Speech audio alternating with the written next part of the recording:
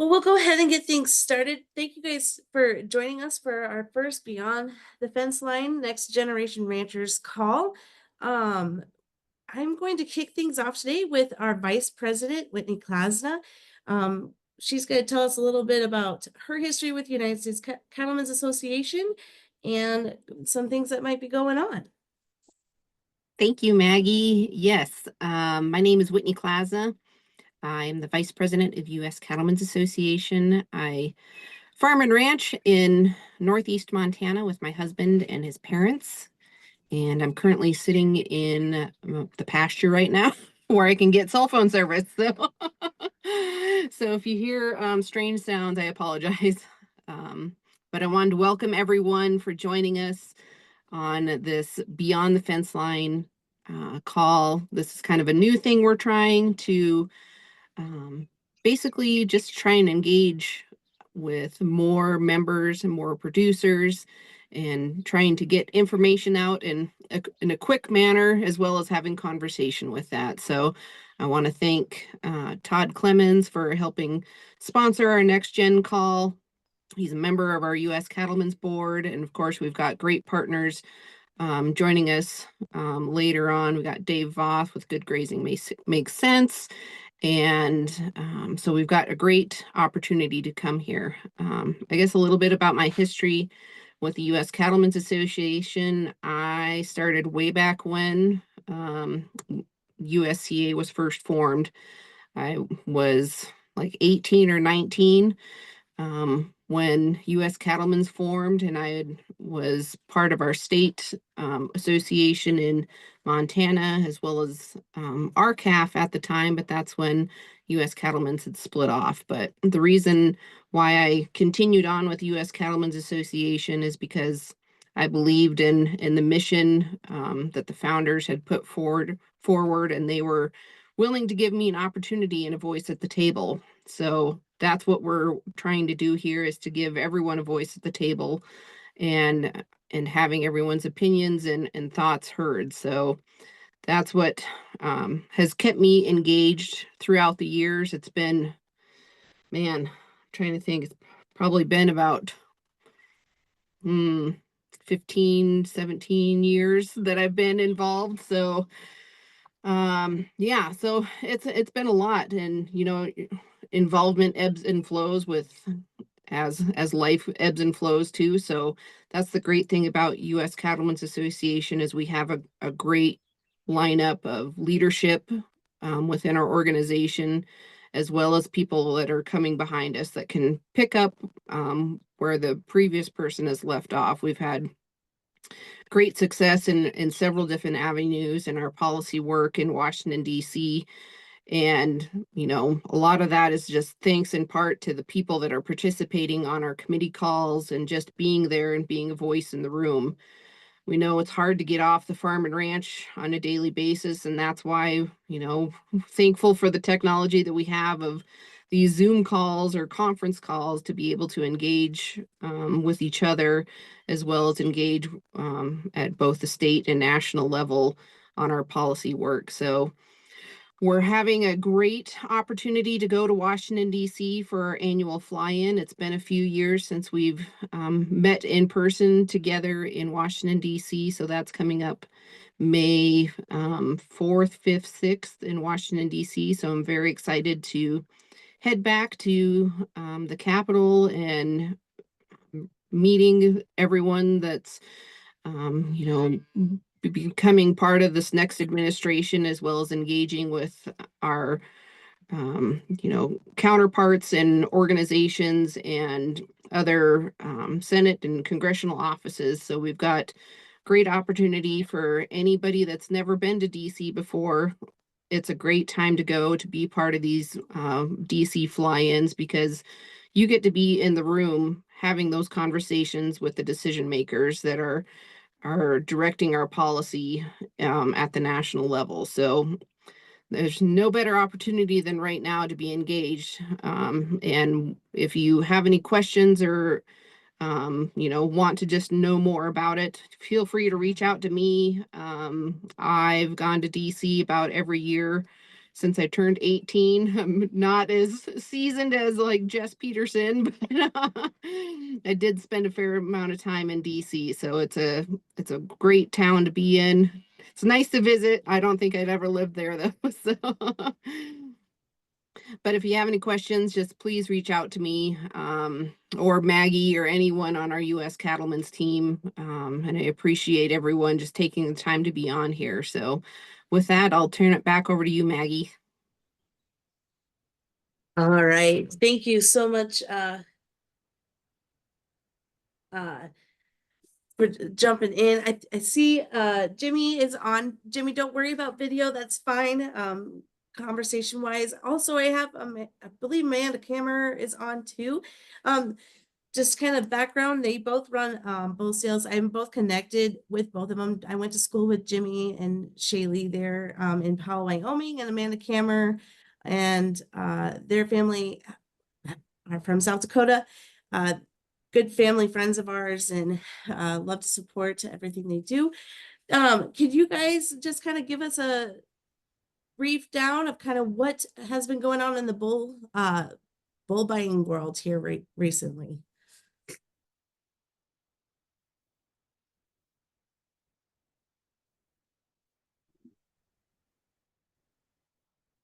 I'll let Jimmy go first. I might have to jet off here to unload a horse. So I'll just let Jimmy go first. And if you don't hear from me, I'm busy. So. No worries. Thank you, Amanda. All right. No worries. Looks like Jimmy's having some mic issues here. Of course, Jimmy's also probably on the road, delivering out some bulls. We can let's go on. We can come back to this conversation, and I'll just kind of tune into our next guy. Our next presenter is going to be Todd Clemens. He's a part of the United States Cattlemen's Board, but he also is owner and operator of the Okeechobee, if I'm saying that right, livestock market down in Florida.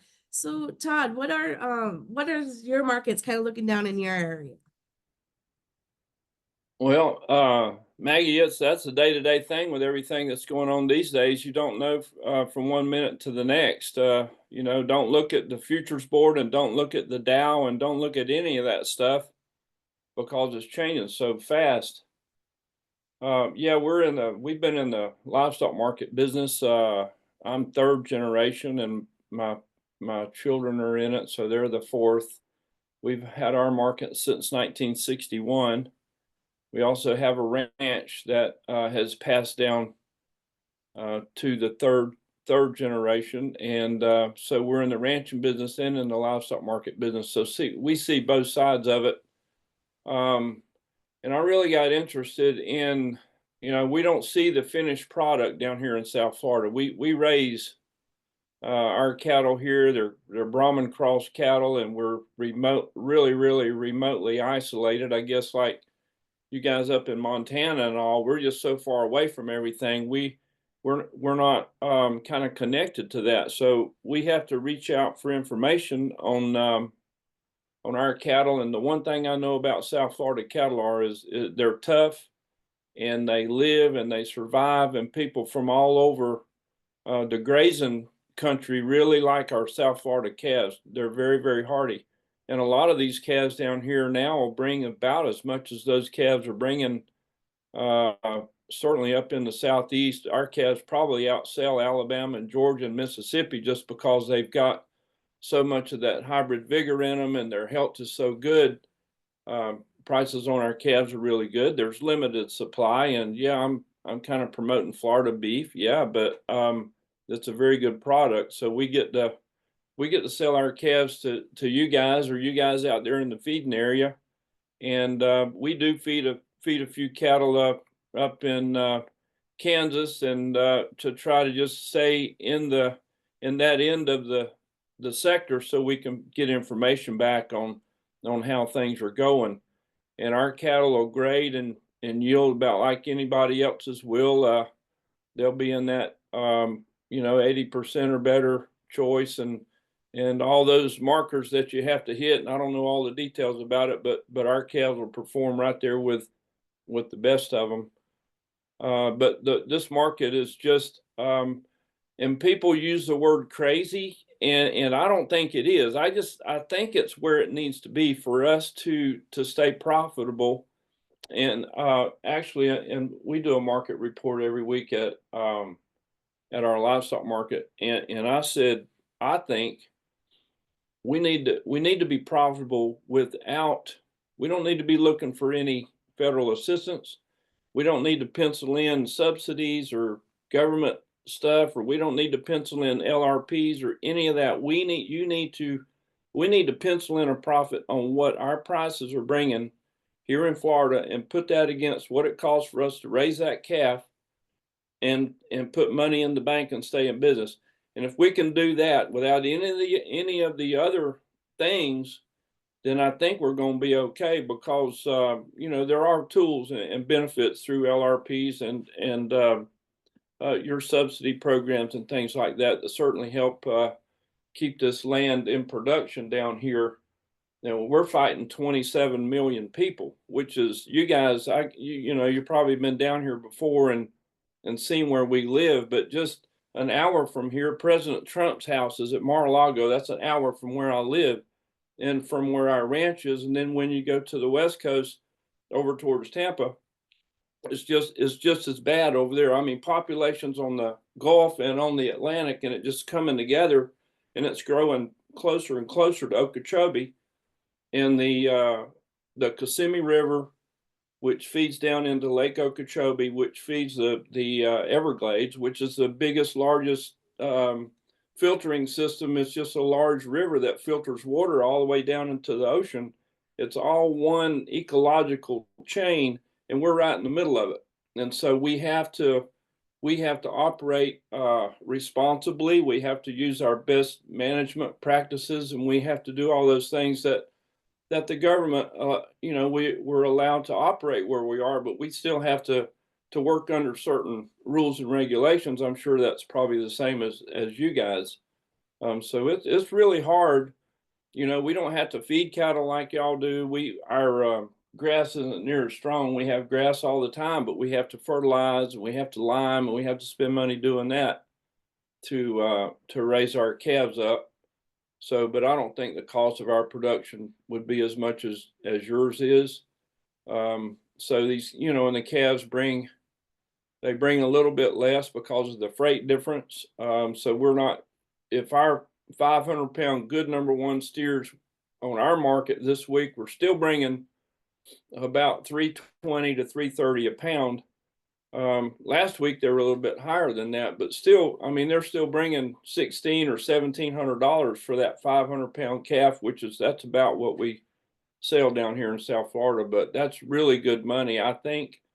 And production costs to raise that calf or that mama would be somewhere in the neighborhood of $300 or $400 cost in it. If you're not borrowing money or don't owe any interest or anything like that. So you should be able to be making a pretty good profit right now.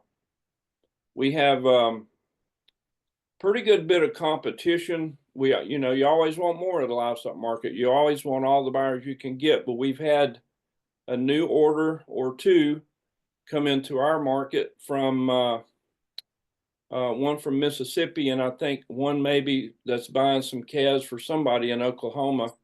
And these order buyers, we don't know all the details about all that, but we do have a couple of orders on these calves down here now, which has really helped our market good. Yeah, I mean, it's great.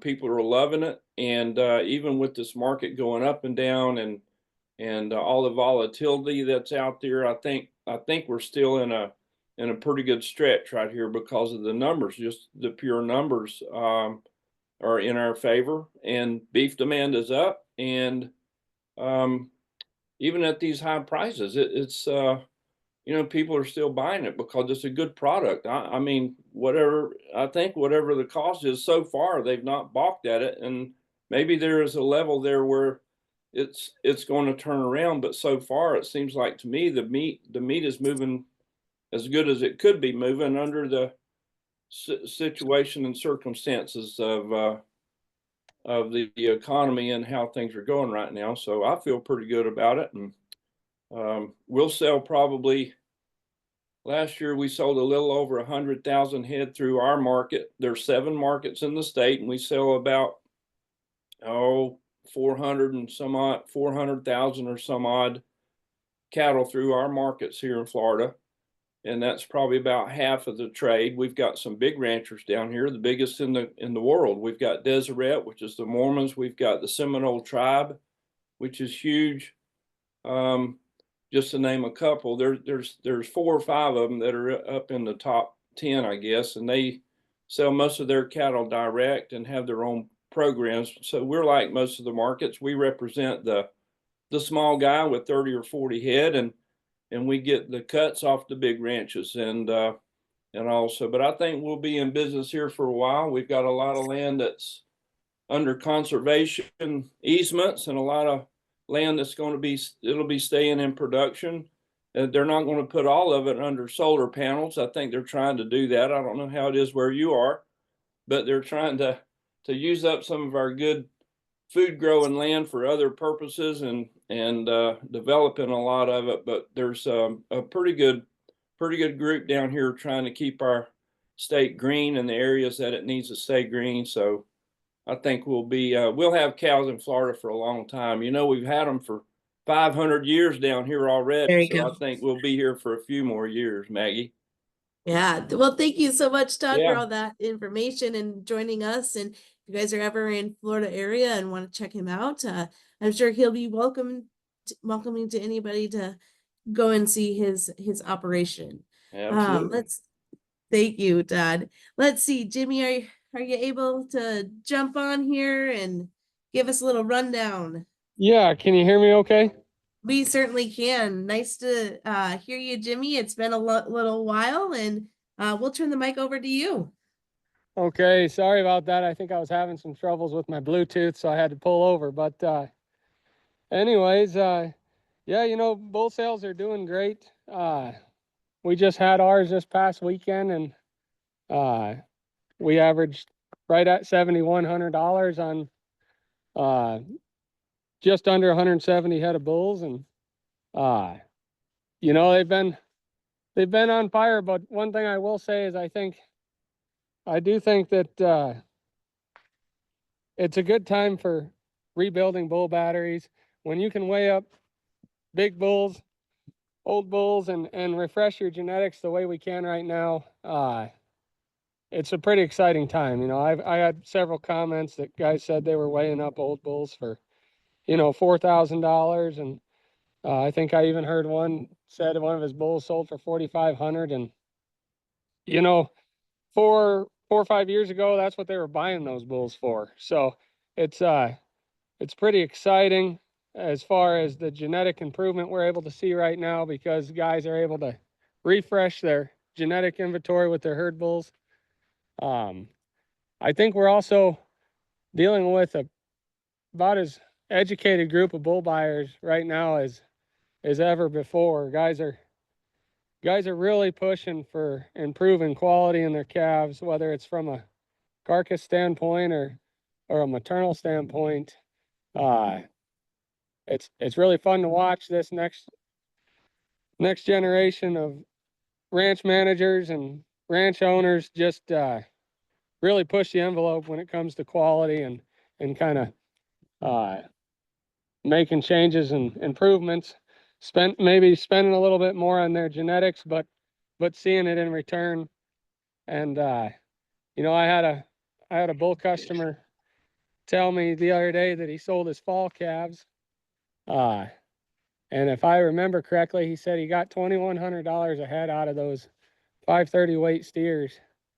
And so when you do the math on that, it takes 3 good steers to pay for a good bull right now, which it's pretty exciting and pretty fun.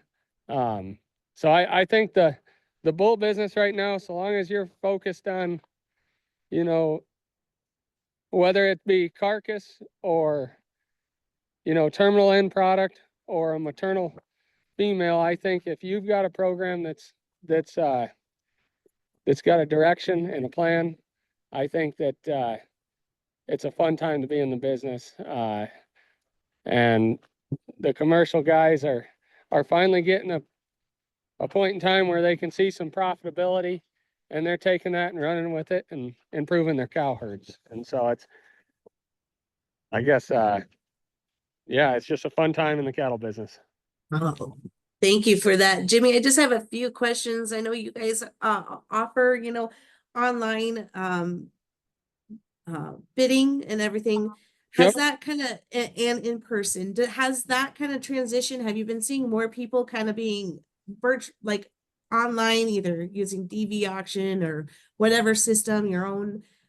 Has that been more prevalent and you're kind of getting across the United States in genetic wise, or are you kind of seeing it kind of stay a little more local and things like that? No, it's been more prevalent, that's for sure.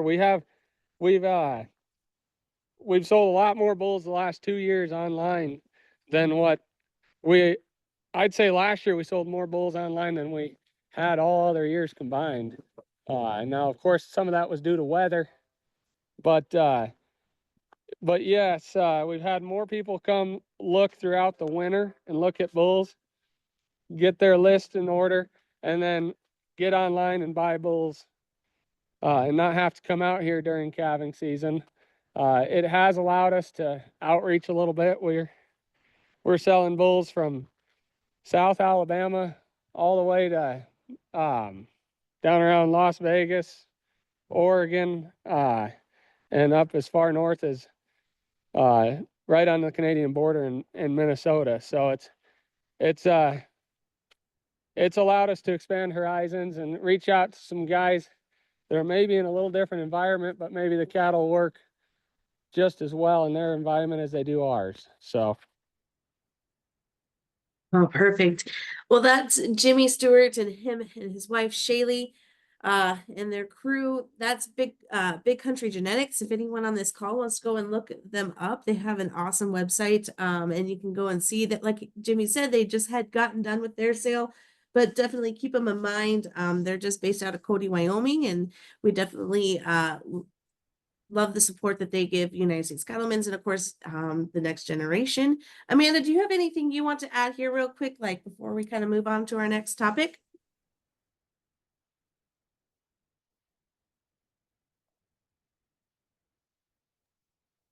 She might still be unloading that horse. So like I said, if there's any questions, these are going to be recorded and we'll have them on our website and everything, so we can go ahead and contact any of us and any questions. If you want to be put in touch with people, we certainly would love to help you guys out there.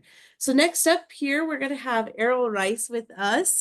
He's going to give us a little bit about livestock risk protection. So Errol, I'll kick it off and have you teach us, I guess, a little more on what we can't be doing. Well, great. Well, thank you, Maggie. I appreciate the opportunity to have a conversation with everyone on the line here today. My name is Errol Rice. I currently am sitting in Bozeman, Montana. I also do risk management consulting for Ranchers Insurance, LLC, based out of Lake Town, Utah. The founder of our business is a gentleman by the name of Brandon Willis, who also served as the USDA Risk Management Agency director for a number of years, and so has a lot of experience with some of these livestock risk protection products. I don't really have a formal presentation, but just wanted to provide some dialogue to the group today, and just thinking through the lens of a younger producer generation and taking a look at some of these risk management products. Todd gave a really good overview of kind of some of the fundamentals that we're seeing in the cash market for cattle. And cash has really been leading the futures market really since the beginning of 2025. However, I think everyone has been sort of aware of some of the market volatility that's taken place in the last 5 to 7 days, where the August feeder cattle contract has lost between $15 to $18 a hundred in a very short amount of time, with sort of big headlines with tariffs and reciprocal tariffs and some disruption that we've seen in the equity markets. By that I mean talking about Wall Street, stocks, bond market. And while traditionally there's not a big correlation between what the stock market is doing and what the cattle market is doing, there can be times when some of the money that is in the cattle market is gonna make an exit for the door, just based on some of the volatility that we're seeing in the equities market. So as I try to just think through in very basic terms, perhaps some of you have utilized livestock risk protection products before. If you have, that's great. Would love to answer any questions or clarifications. If you haven't, I think that that LRP is a tool that's available to you. Everybody's situation is likely somewhat unique and a bit different and varied. Whether you're a cow-calf producer or whether you're a yearling stocker operator, I still think that there's opportunities to leverage some of these products to, in my mind, kind of hold the money together on the value of these cattle that the market has given us, in 2025. So really LRP in its very basic terms it's an insurance product. It's an insurance contract. Think of it almost like, buying a liability or a property and casualty insurance product for your pickup truck, where you're essentially determining what the value of that truck is, and you're going to insure that value. And so if a wreck ever does happen, you've got a backstop to compensate you for the value of that asset. And it's really the same concept with LRP. Is you are using a product that is administered by the U.S. Department of Agriculture. You're establishing a value for your cattle out into the future of your marketing year. And that is going to be determined based on, yes, what the Chicago Mercantile Exchange feeder cattle market is doing on any given day in the future. But what it allows you to do is to determine what the value of your calves are or your yearlings. And you can write an insurance contract for that, so that the event that you do get some volatility in the market on the day that your insurance contract closes out against the cash market, you're going to realize the value that you determined 13 weeks ago or 17 weeks ago, and you can hold that money together. And I think why that's important for a young producer is to really be thinking about a couple things. If you do carry some leverage with a bank, and you've got some mortgage on some cattle, I think it's a really good tool to really think through. Like I say, I always kind of use the term holding the money together and determining what amount of money you can predict out in the future that you're going to have available to you when it comes time to go back to the bank and make a payment on your operating line or your loan for your cattle. And that's maybe in a scenario where you're a cow-calf operator. If you're a yearling or a stocker operator, I think LRP becomes even more important, because you're simply, you're a margin operator at that point. And when you're a margin operator, a lot of times you might be carrying some leverage with the bank to put those cattle together. I think it's a really important tool to look at, just in terms of, protecting that risk of the market going sideways on you and losing all the equity in those cattle. And I think it makes your banker a bit more comfortable too, if you can come in with a plan and a strategy to put some risk management together. As I was just kind of looking at some of your questions, Maggie, of what maybe younger producers should be thinking about working with an agent, how do you get started? I think the best way to utilize LRP is to simply find an agent and start talking to them. It doesn't mean that you have to use it. Maybe in your mind, you feel good about where the market is at. Yes, the fundamentals are good. We've got low numbers in the cow herd. Beef demand is still strong. But I would contend that there's still a lot of volatility out there, and there likely will be more, coming into the peak marketing season of June, July of this year, potentially. So just to start to think about, the valuation of these calves that are hitting the ground if you're a cow-calf producer, and, find an agent. The biggest thing is a lot of times it's going to take you at least 24 hours to get an application put together for LRP. So one of the things will happen is, the market might, really go up, and we'll get some volatility, and someone will call and say, hey, I want to get LRP today. A lot of the insurance companies that underwrite this product are going to require at least 24 hours to get an application put together.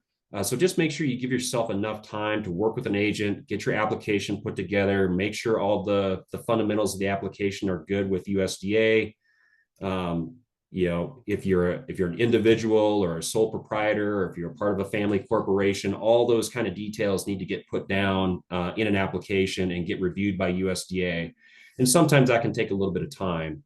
So I just encourage everyone to get that application done, work with an agent, get it approved by their underwriter, and then you're in the queue, and then you're ready to go. So that if on any given day we start to see some big fluctuations in the market and you ultimately decide, hey, I want to get some risk management put on the cattle, then it's just a matter of calling up your agent and saying, hey, I want to write some LRP today. It doesn't, I think the interesting thing about LRP too is just, you know, going through it, it doesn't mean you have to cover everything that you have. You know, if you're still very bullish on what the cash market's going to give you in the future without any coverage. But I think the big thing is just getting repetition, going through the process, working with an agent, you know, get a contract in place. You could, you know, you can insure one head, or you can insure everything, or 50%. You can be kind of flexible there. But I think just the best way to learn it is just to do it and to work with your agent and go through an LRP insurance contract, have it close out. The insurance might pay you or it might not, and you end up paying the premium on it, but that's okay. That means that you probably realized a pretty good opportunity in the cash market. Just some other things I think that are important to think about as I work with younger producers too is, again, if you are working with the bank, you're looking to really expand, grow your business, find an agent that's willing to, you know, sit down with you and your banker and put a risk management plan together, talk about a strategy. I think that's only going to help you in the future with, you know, being able to, you know, maybe extend that credit line, grow it a little bit more next year, and really think about expanding your operation, your business, or whatever your long-term goals are. So with that in mind, you know, I think like Todd mentioned, it's a great time. The business is realizing some tremendous equity in the market. Some other things I think it's just a young producer to pay attention to. I know you're busy with, you know, doing a lot of the day-to-day, or, you know, the operations of the ranch, or you're putting up hay, or you're feeding cattle or whatever. But I encourage you just to kind of just really pay attention to not only the cattle market, but what's just going on in the economy. You know, thinking about beef demand, that's a big driver of, you know, the price we're getting for cattle. And I know guys don't really like to talk about, you know, the futures market and things of that nature, but it's a fundamental reality of the price we're going to get for cattle. And yes, Wall Street is in the futures market for cattle, and it's something that they call open interest. And that's why I say pay attention to some of these other fundamentals of the economy, you know, like consumer spending. What is consumer confidence? Yes, tariffs are going to create some pretty significant disruption to products that we're maybe getting from China right now, even though there's a pause on some of these other countries. And so when other, you know, kitchen table items besides beef start hitting the consumer pocketbook, you know, we have to just pay attention to what impact that might have on beef demand. And so then I think just, you know, becoming a bit more familiar with some of the risk management tools that are out there become more imperative for you as a young grower, you know, to just really be successful. And I think the big thing is a lot of guys come to me with LRP and like they want to hit a home run, and sometimes you do, but really at the end of the day, it's about hitting singles and doubles and being consistent year over year, keeping the money held together, and maintaining profitability when you're trying to market these cattle. So those would be my parting words. I'd be happy to take any questions before we move on to some of our other speakers. Yeah, thanks, Errol. Remember, guys, this is supposed to kind of be a lighthearted conversation too. I would like to hear from everyone out there. Any questions, thoughts on LRP kind of from the group? My bunch today. We'll get you guys more enthused and more active here as these calls go on. No worries. And as we kind of move on, we'll go on to our next presenter with us, Dave Voth. He's going to give us kind of a little of the ins and out of buying equipment, used, new, what's best, what to look out for financing wise, and all that fun stuff. So Dave, thank you so much for joining us. Nevada, correct, is where you're joining us from? Yep, I'm out of Elko, Nevada, northeastern Nevada. Perfect. One, thanks for having me on. Two, I'm guessing a lot of people are tuning in from the pickup while they're driving around, and I get if there's not a lot of back and forth, but please chime in if, uh, especially if you agree with what I'm saying, but even if you disagree with what I'm about to say. Um, I'm not an equipment guy, so there's a lot of people who get really excited about what color paint's on their tractor, and I'm just not that guy. I do not like being in a tractor, and I definitely don't like paying for my tractor. So what I wanted to talk about today is not to persuade you to buy equipment or persuade you not to buy equipment, but just kind of think critically about what it is you can actually afford, because I see a lot of ranch books, and the vast majority of ranches, including myself, are over leveraged. We have a lot of payments going out, and this time of year when cabs are bringing a lot of money, it looks pretty good. It looks like some good business decisions were made, but we're gonna see cabs fall again. We're gonna see some bad times, and I want to make sure nobody's in a position where they've over leveraged themselves on some tractors or some equipment that long term is not sustainable. Um, I think it's Burt Tiker that says all a ranch really needs is a wheelbarrow, and that's only if you're really excited about equipment. And as much as I despise being in the tractor, um, they make good equipment makes my life so much easier. Um, in fact, I remember the last piece of equipment we bought. I was working on a track. I just had something simple to do, to go feed some cows or something, and starting the tractor turned into like a 3-hour project of running to town to get parts. And all I want to do is go feed these cows. It was a simple thing. And I may have lost my cool a couple times because I came in and my wife had every dealer within 300 miles, and she priced out different tractors for me. She said, I don't ever want to hear this stuff again. We're going to go buy a brand new tractor today. And we made that decision pretty emotionally. That's what it took for me to get a nice piece of equipment. So even if you get over leveraged, sometimes it's worth it. I get that sometimes it creates a better work-life balance. But when you think critically about this, I like to quantify those things. I want to make sure that if I am saving time, what does that look like in my books? Am I using that saved time to make money elsewhere? Am I using it to spend more time with my family, which is less quantifiable but very important? Um, and so I put a value to my time. I depending on what I'm doing, I'm making sure that I'm not just giving away my time to my, sometimes it feels like a cow hobby, and I'm just donating my time. I might as well be in 4-H. So making sure that those things are quantified and well thought through. Um, get kind of down on over leveraging and equipment. I'm a big Dave Ramsey guy, and I'm a ranching for profit guy, but there's some really good things that come with getting that equipment. First of all, the things we talked about, that time with your family, the time not spent working on things. One of those benefits is taxes, and I'm not saying we should go make big purchases so that we can avoid paying taxes. I like to pay as little taxes as possible while still being legal, and equipment's a great way to do that sometimes.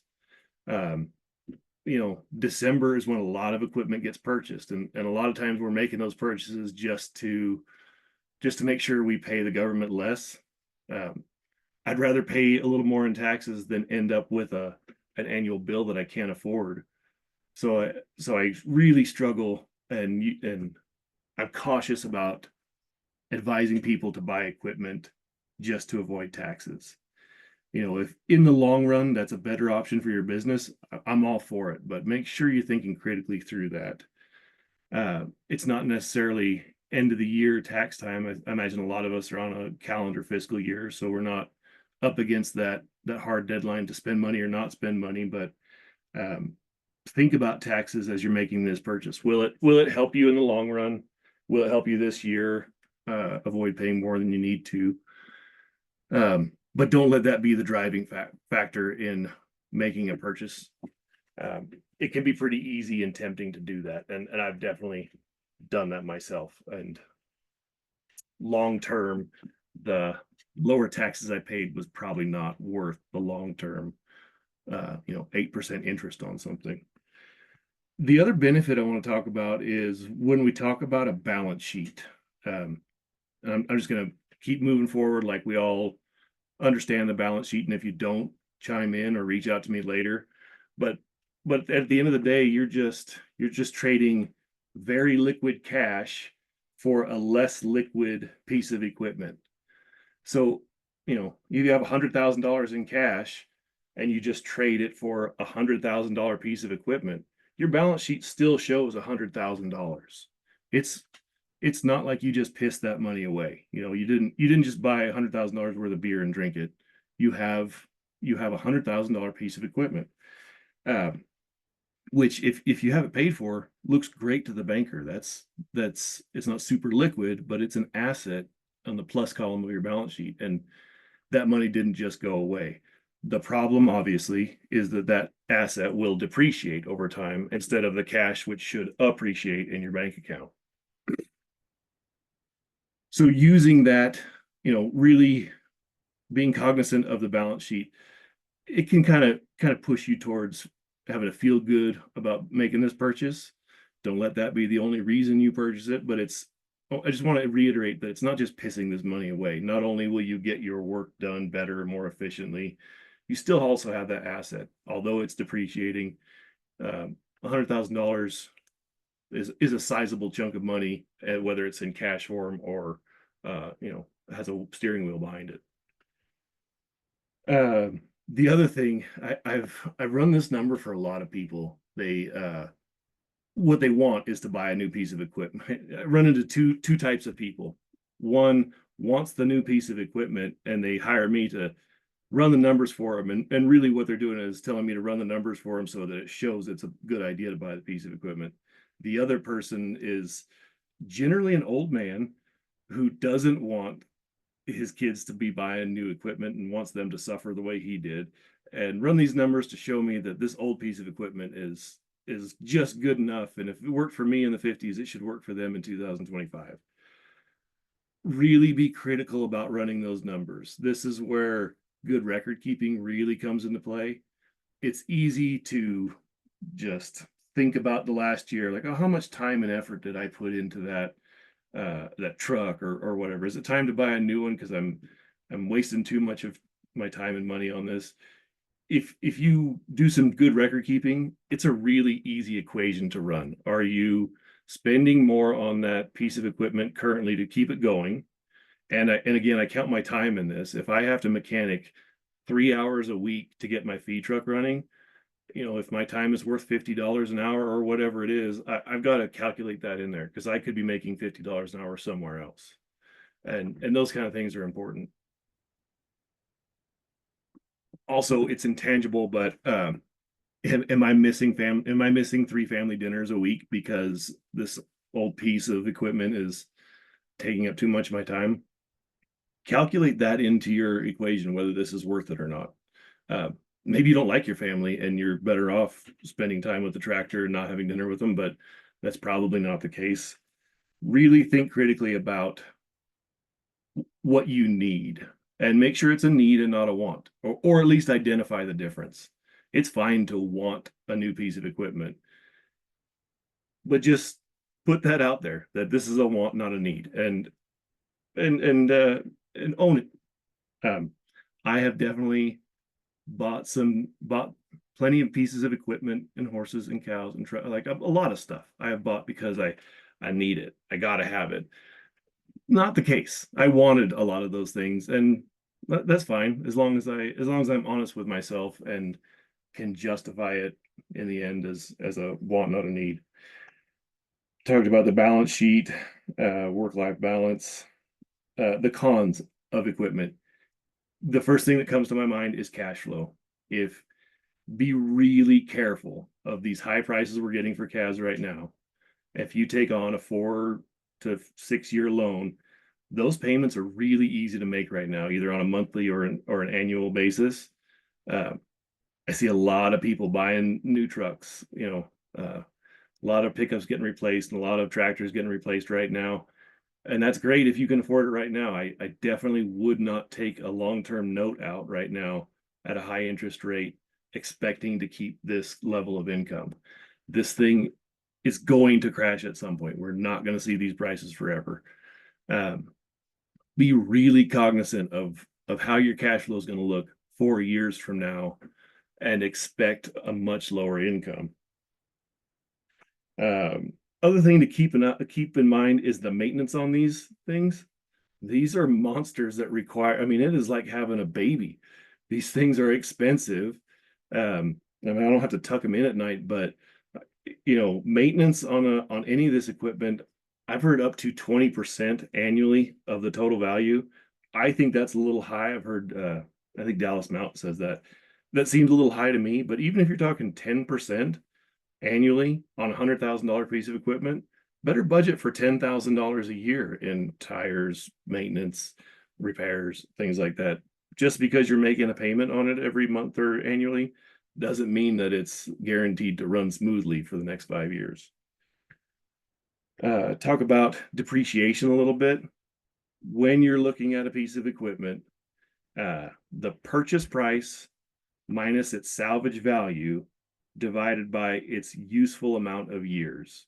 That should give you a good idea of how long this thing should be depreciated out or could be depreciated out.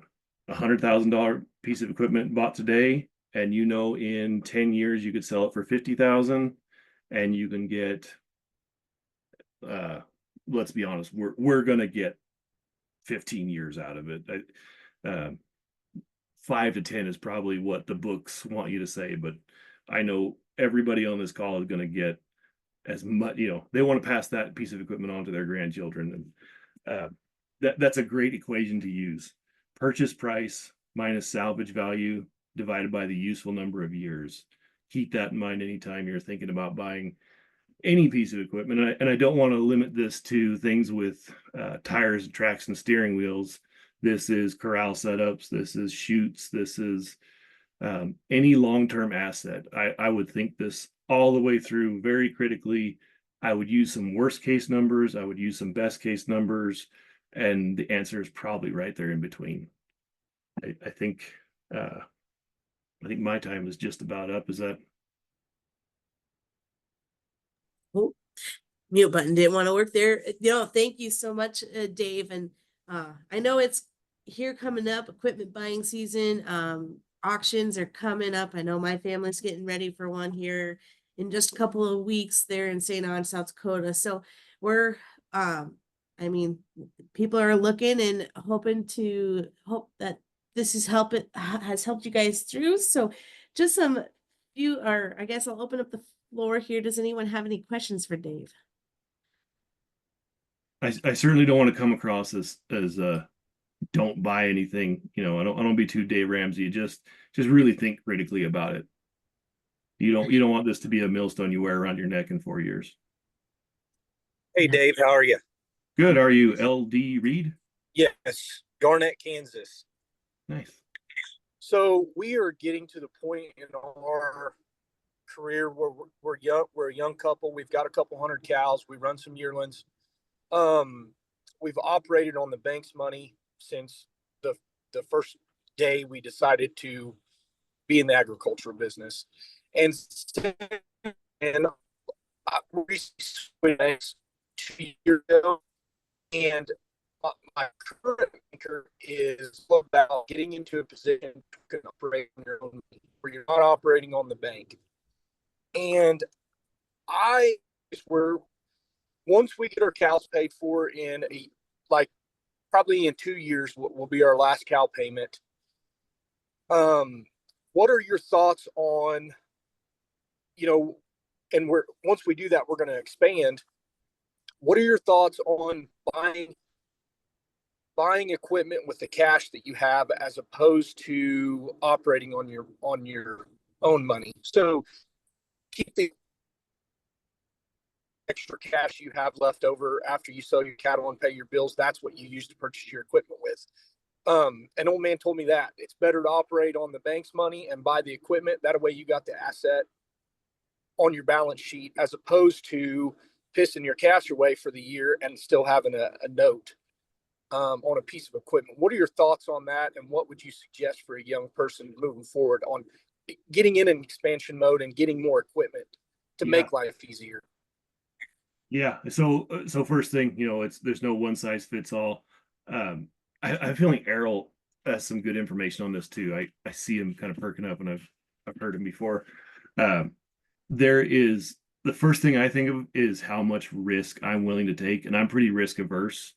So anytime I can pay cash for something, I tend to do that. I do look at interest rates when I take all the emotion out of it, which is tough to do, and I don't make any decisions without any emotion. But when I'm looking at it, uh, how much is my cash worth? Can I be making more on that cash than I can in the interest that's owed?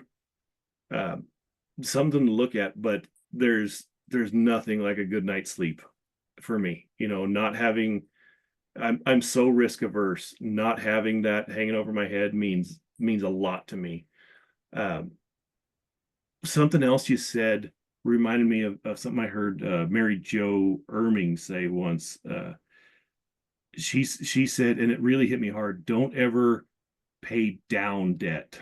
Don't get rid of your cash to pay to just pay down debt.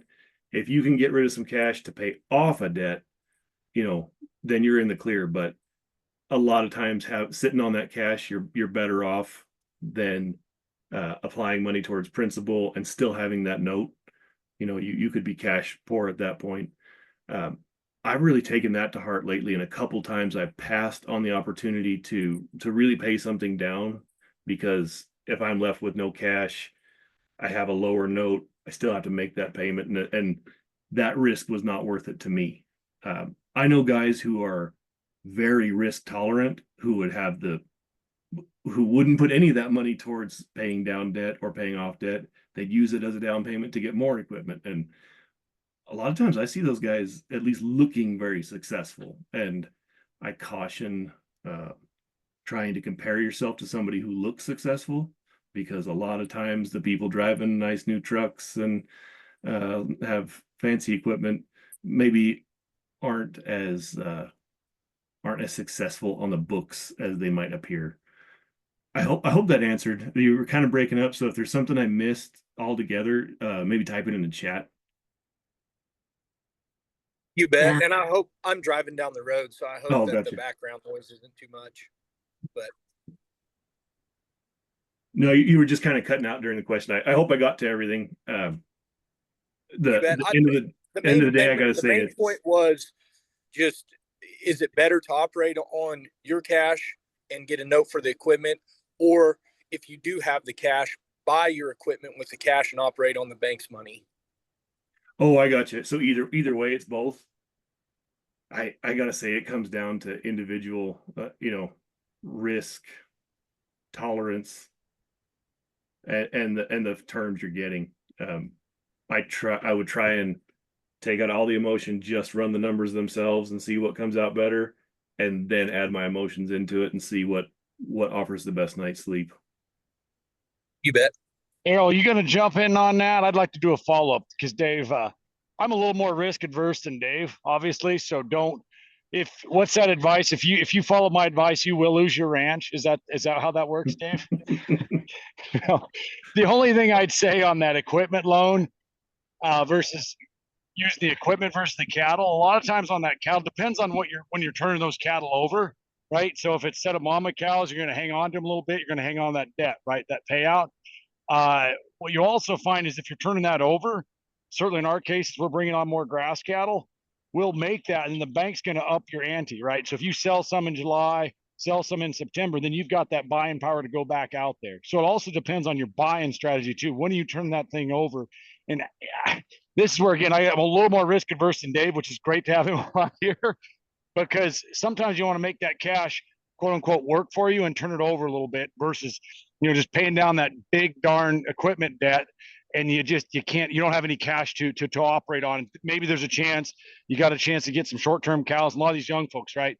Or we got to be careful saying young folks. I'm going to say next geners at any age. You see a set of like, oh, I can make some money off those short-term cows. I locked it all up in equipment. I can't move right now, versus using your cash, buy that equipment, go to the bank and say, hey, I know I just picked up some of these replacement heifers, but I see some short-term cows that I'm not going to keep them in the herd. You're flipping it, you're building it down. So just another way of looking at it. But that was a great question. Yeah. You And bet. that's kind of what I mean by looking at those black and white numbers without the emotion, where what opportunities are in there and what pitfalls are in there as you're building that cash flow out. I got you. One question for Errol. I wasn't able to talk a little bit ago. On the LRPs, and I know you don't have any control of this, you're just an agent. Who decided to shut those off on Friday to where someone couldn't purchase LRPs? I know they don't do them on Cattle on Feed Report Fridays, but I wasn't in the market to purchase one because I didn't feel like it was the correct time to be doing so. But in a situation where there is like a mad cow or another, just off the wall event where we know that the market is going to go lower for some time, how is it fair to a producer for those LRPs to just be taken away? And was that just because it was a Friday, or was that just because of the situation market? Yeah, great question. So that's a USDA decision. So you're right. So if a cattle on feed report comes out on a Friday, there's not going to be LRP offered on that day. Friday was not a cattle on feed report, but what you saw feeder cattle limit down on the CME. And so it's almost like a ripcord. If cattle are going to limit down on the feeders, then they're going to stop LRP offering that day. And that was a decision by the Federal Crop Insurance Corporation board on the product at USDA. So it's just something it's a rule. You're right. Like, we don't have any control over it. But I mean, you'll see it in the equities market too, where there'll be like a circuit breaker too, if things get too wild. And so that's what that was for. But something to definitely just pay attention to. So I've been purchasing LRPs for quite some time, and I guess I wasn't privy to that rule. So again, in a situation where we know there's going to be multiple days of limit down and we want to get a hold of something, you're saying that if there's any day that the market moves down the limit, LRPs are not available. So if we have 4 days of limit down moves, there's no way for you to get a foothold during the free fall, basically.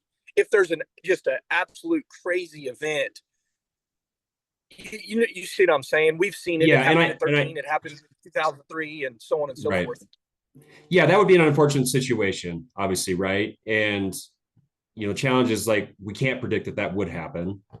But you're right. If the market got caught 3 days in a row, limit down, it would limit your options on the LRP for sure. Good to know. I was unaware of that, so that's good information. Thank you. Well, thank you so much, Reed, for chiming in here, giving your kind of experience and everything. That's kind of what this whole call is kind of about. Like I said, I would kind of hardly call it experience. Well, we all have experience in our own ways, I think. Again, thank you guys so much for jumping on. I know we're running a little short on time here, but I do want to emphasize that this was our first call. Hoping to set this up monthly. I do want to hear feedback on if there's a better time of the day. I know we're kind of going in between calving season, in and out of calving season. Best to kind of hit everybody at an opportune time. But if early morning works better for you guys, late evenings, or not late evenings, but in the evening, would work too. Let me know. My phone number is on the United States Cattlemen's website. Otherwise 406 670-0530. We will be having this recording up on our website. You can go back and look, share it wide, and let your friends in and any family members that also might be